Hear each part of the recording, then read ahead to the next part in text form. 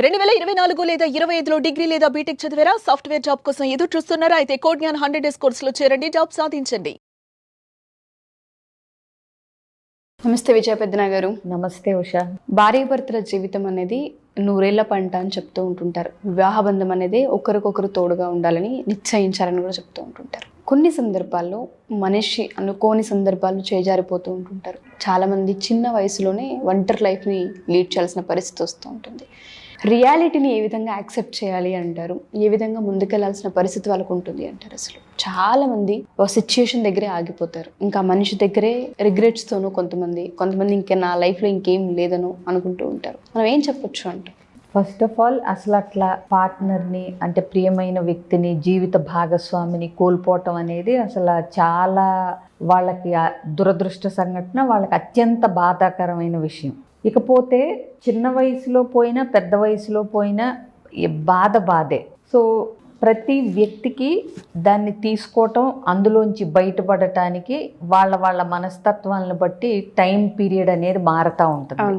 So ఇప్పుడు కొంతమంది అంటే పెద్దయిన కొద్దికి ఆ డిటాచ్మెంట్తో లేకపోతే ఆ మెచ్యూరిటీ లెవెల్స్తో పుట్టిన వాళ్ళు ఎలాగూ పోతారు అని చెప్పి వాళ్ళు పోవటానికైనా పార్ట్నర్ పోతుందనైనా అంటే ప్రిపేర్డ్నెస్తో ఉంటారు. ఒక వయసు వచ్చినప్పుడు వాళ్ళకి సడన్ షాక్ అని అయితే అనిపించదు.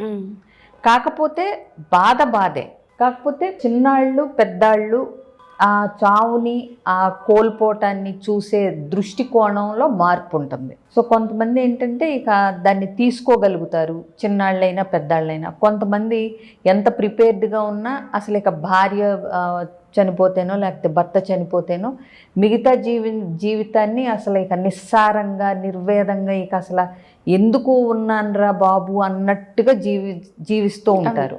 సో అది అంటే ఎంతవరకు కరెక్ట్, వాళ్ళని హింసించుకోవటం, అందులోంచి బయటికి రాపోవటం అనేది అంటే పూర్తిగా కరెక్ట్ కాదు. కానీ మనం వాళ్ళని అంటే జడ్జి చేయటానికి సరిపోము. అంటే వాళ్ళిద్దరు భార్యాభర్తల మధ్య అన్యోన్యత ఎట్లా ఉంది, వాళ్ళ రిలేషన్షిప్ ఎట్లా ఉంది, ప్లస్ ఈ వ్యక్తులు ఎంత సున్నితమైన మనస్కులు, ఎంత మెచ్యూరిటీ ఉన్నవాళ్ళు అనే దాన్ని బట్టి వాళ్ళు అందులోంచి ఎంత త్వరగా బయటకు వచ్చి నార్మల్గా వాళ్ళ జీవితాన్ని మళ్ళీ ఇదివరకులాగా జీవించడానికి అవకాశాలు ఎవరికి వాళ్ళని బట్టే ఉంటాయి.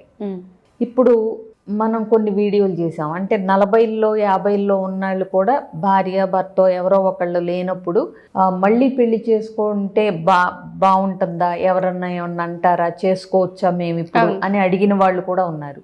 అది ఎందుకు అనుకుంటున్నారు? ఆ ఒంటరితనాన్ని భరించలేక సగం. ఇంకోటి, మనం ముందుకెళ్ళాలి జీవితంలో, అయితే ఖచ్చితంగా ముందుకెళ్ళాలి. ఎవరున్నా లేకపోయినా జీవితం ఆగిపోదు, ఆపకూడదు కూడా. అంటే అర్ధాంతరంగా ఆత్మహత్యలు చేసుకొని జీవితాన్ని బలి చేసుకోవటం ఇట్లాంటివి కరెక్ట్ కాదు. అసలు మనిషి నిజంగా చావు పుట్టుకల గురించి ఆలోచిస్తే కనుక అంటే ఆధ్యాత్మికంగా ఇప్పుడు పుట్టినవాళ్ళు చనిపోక తప్పదు. అవునా? సో ముందు వెనకల పక్కన పెడితే పుట్టినవాడు గిట్టక మానడు అన్నట్టు చనిపోవటం అనేది పార్ట్ ఆఫ్ ద ప్రాసెస్. ఇవాళ కొత్తగా మనతోనే మొదలయ్యేది కాదు, మనతోనే ఆగిపోయేది కాదు. కాబట్టి ఏంటంటే అనుకోని సంఘటన వల్ల అకస్మాత్తుగా జరిగినప్పుడు తీసుకోవటం మనిషికి ఇంకా కష్టం అవుతుంది. బట్ ఇప్పుడు చిన్నాళ్ళు దాన్ని ఎట్లా తీసుకోవాలి అంటే, చిన్నాళ్ళు ఇప్పుడు మళ్ళీ అందులోంచి బయటపడిన తర్వాత మళ్ళీ ఇంకొక వ్యక్తిని వాళ్ళ జీవితాల్లోకి ఆహ్వానించే ఇంట్రెస్ట్ ఉంటే కనుక మళ్ళీ పెళ్లి చేసుకోవచ్చు, తప్పేమీ లేదు. అది వయసుకు కూడా సంబంధించింది ఏం లేదు, చిన్నాళ్ళనే ఏం కాదు అది. ఇంకొకటి, ఆ వెళ్ళిపోయిన వాళ్ళని మర్చిపోవాలని ఎక్కడా లేదు. మూవ్ ఆన్ అవ్వటం అంటే వాళ్ళని మర్చిపోయి వాళ్ళ జ్ఞాపకాలన్నింటినీ అంటే కాల్చేసి తుడిచేసి ఏదో చేసినా ఇక్కడ ఉండేవి అక్కడ ఉంటానే ఉంటాయి. కాకపోతే వాటన్నిటిని ప్రతిసారి కంటికి కనపడకుండా పెట్టుకోవచ్చు, అది వేరే విషయం. మూవ్ ఆన్ అవ్వాలి జీవితంలో అంటే వాళ్ళని ఖచ్చితంగా మర్చిపోమ్మని కాదు, వాళ్ళ యొక్క జ్ఞాపకాలని అంటే అందంగా నెమరు వేసుకుని అది ఒక పార్ట్ ఆఫ్ ద లైఫ్ అన్నట్టుగా తీసుకోగలగాలి. ఎందుకంటే ఒక వ్యక్తి మరణించటం వల్ల ఇంకొక వ్యక్తి జీవితం ఆగిపోదు. అవునా? ప్రతి ఒక్కళ్ళకి ఒక టైం పీరియడ్ అనేది ఉంటుంది. బట్ అందరూ ముందుకి వెళ్ళగలుగుతారు. ఆ వెళ్ళే టైం గనక అంటే ఆ బాధపడటానికి, ఆ ఏడవటానికి, ఆ గ్రీవింగ్ పీరియడు ఇవ్వకుండా టక బాధ్యతలు ఉన్నాయని ఏదో పడిపోతే మాత్రం వాళ్ళకి ఇంకా ఎక్కువ రోజులు పడుతుంది చెప్పాలంటే. ఎందుకంటే ఆ ఫీలింగ్స్ అన్నీ పక్కనాళ్ళతో షేర్ చేసుకోవాలి, వాళ్ళ గురించి నెమరు వేసుకుని ఏదన్నా రాసుకోవాలి, జర్నలింగు, మొత్తం లోపల ఉన్న దుఃఖము బాధ అంతా బయటకు వచ్చేయాలి. బయటకు వచ్చేసిన తర్వాత ఇంకొకటి, వీళ్ళకి మళ్ళీ బాధ్యతలు కూడా ఉంటాయి. ఇప్పుడు పిల్లలు ఉంటే బాధ్యతలు ఉంటాయి, తల్లిదండ్రులు ఉంటే బాధ్యత ఉంటుంది. ఒక్క వ్యక్తితో లేరు అని చెప్పి వాళ్ళ వెనకాలే వెళ్ళిపోదాము అని అనుకుంటే గనక బాధ్యతల్ని విస్మరించినట్టే అవుతుంది. అసలు ఫస్ట్ ఆఫ్ ఆల్ నీ బాధ్యతే నీకుంది, ఎవరు లేకపోతే కూడా. ఒక వ్యక్తి చనిపోయిన వెంటనే ఆ భార్య భర్త వెంటనే వాళ్ళతో పాటు చనిపోవాలి అన్నంత ఫీలింగ్స్ మొదట్లో ఉంటాయి, కానీ ఆ బాధను వ్యక్తపరుస్తూ ఆ టైం తీసుకుని, ఆ బాధపడట కూడా టైం తీసుకుని అందులోంచి బయటికి రాగలిగిన తర్వాత ఇకపోతే చిన్నాళ్ళ పెద్దాళ్ళ అని నువ్వు అడిగావు. వాళ్ళకున్న వాళ్ళ బాధ్యతలను బట్టి ఎలాంటి కార్యక్రమాలైనా చేసుకోవచ్చు. ఇప్పుడు పిల్లలుంటే ఒక తల్లి పిల్లల్ని పెంచి పెద్ద చేయాల్సిన బాధ్యత ఉంది, అవునా? ఇప్పుడు వృద్ధులైన తల్లిదండ్రులు ఉంటే పెద్దాళ్ళు అయిపోతే వాళ్ళని చూసుకోవాల్సిన బాధ్యత ఉంటుంది, ఉద్యోగమో ఏదోటి ఉంటుంది. సో ఇవన్నీ నిర్వర్తించుకుంటూ నువ్వు ముందుకెళ్ళటానికి ప్రయత్నించాలి. అంటే ఆ వెళ్ళిపోయిన వాళ్ళు ఒక అందమైన జ్ఞాపకంగా నువ్వు వాళ్ళని గుర్తు చేసుకుని ఒక అందమైన జ్ఞాపకాలుగా ఉంచుకోవాలి తప్పితే వాళ్ళని అంటే మిస్ అవుతున్నాం అని చెప్పి దాని గురించి అతిగా బాధపడటం వల్ల వచ్చే బాధ ఇంకా ఎక్కువగా ఉంటుంది. సో కాబట్టి ఎవరి బాధ్యతలు వాళ్ళు నిర్వర్తించాలి. ఇప్పుడు కొంతమంది ఉంటారు, వాళ్ళకి బాధ్యతలన్నీ అయిపోతాయి, శేష జీవితాన్ని గడుపుతూ ఉంటారు. అలాంటి వాళ్ళు ఏంటంటే వాళ్ళ మనసుకు నచ్చిన కార్యక్రమాలలో వ్యాపకాలు పెంచుకోవటానికి ప్రయత్నించాలి. అంటే ఆధ్యాత్మికంగా కానీ, గుళ్ళు కానీ, లేకపోతే తీర్థయాత్రలు కానీ, లేకపోతే సత్సంగాలు కానీ, అలాంటి గ్రూపులతో ఉండటం కానీ అట్లాంటివి చేసుకోవచ్చు.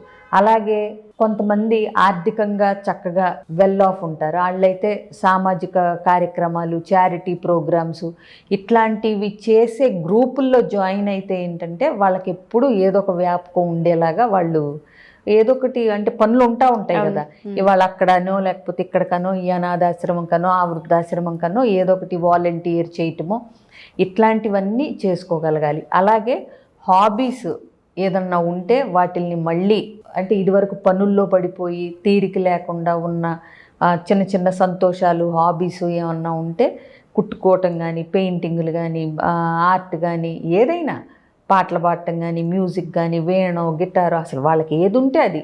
సో రాయటం ఉంటుంది కొంతమందికి.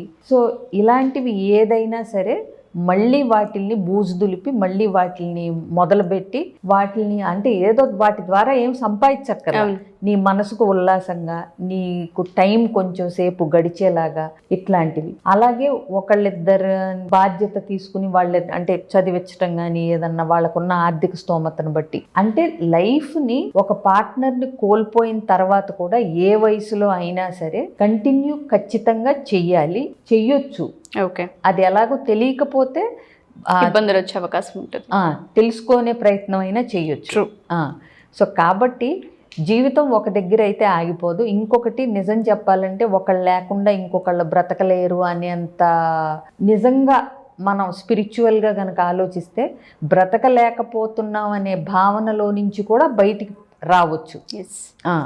ఎందుకంటే అంతటి ఉదాత్తమైన కార్యక్రమాలను మనం చేపట్టి వాళ్ళ పేరు మీద కూడా మనం వాళ్ళ సంస్మరణార్థం కూడా మంచి పనులు చేస్తున్నాం అనుకోండి, వాళ్ళని ఇంకా ఇక్కడ బ్రతికించినట్టే. ఎంతో మంది హృదయాల్లో, ఎంతో మంది జీవితాల్లో వాళ్ళ పేరు మీద మనం చేసే కార్యక్రమాలు, తద్వారా వాళ్ళు మనతో ఉన్నట్టుగా మనం ఫీల్ అవుతాం. అలాగే జనాల మనసుల్లో కూడా వాళ్ళు చిరస్థాయిగా నిలిచిపోయేలాంటి ప్రయత్నం కూడా చెయ్యొచ్చు. ఎగ్జాక్ట్లీ. మనిషి లైఫ్ అనేది ఒక మనిషి లేకపోతే ఆగదు అనేది ఆ వాస్తవాన్ని, ఆ రియాలిటీని ఎప్పుడైతే తెలుసుకుంటామో నిజ జీవితం అనేది ఫుల్ఫిల్మెంట్గా ముందుకు తీసుకెళ్ళొచ్చు అర్థమవుతుంది. థ్యాంక్ యూ విజయ పెద్దన గారు, thank you so much. Suman టీవీలో మీ పర్సనల్ అండ్ బిజినెస్ ప్రమోషన్స్ కోసం కింది నెంబర్కి కాంటాక్ట్ చేయండి.